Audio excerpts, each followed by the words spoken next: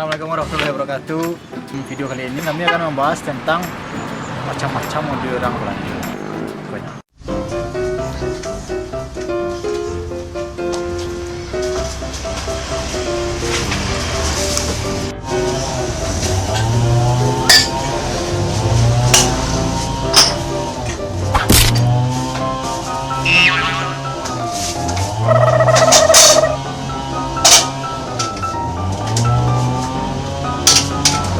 Bang. Huh? Bang.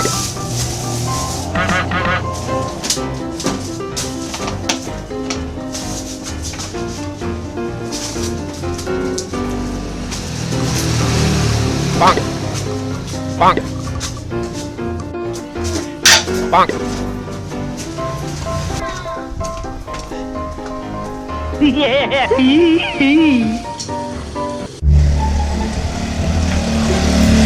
What?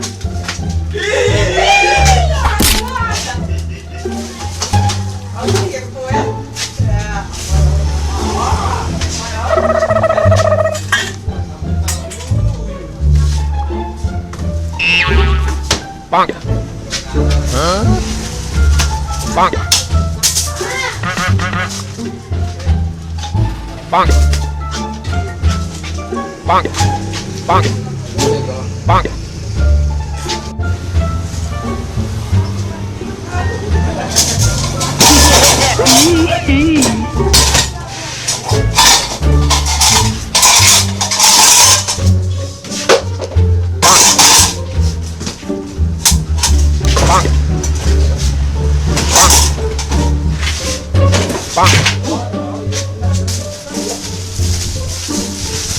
Bang.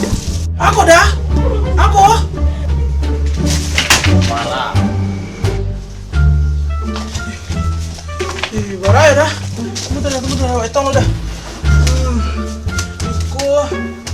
Ditambah. Ayam tiku.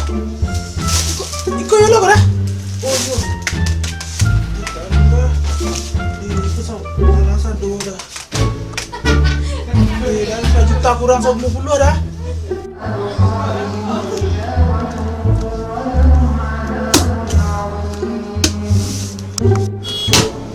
Ambil hasil balikannya. Piti kurang. Balik ambil lo ciknya. Kilo berjam.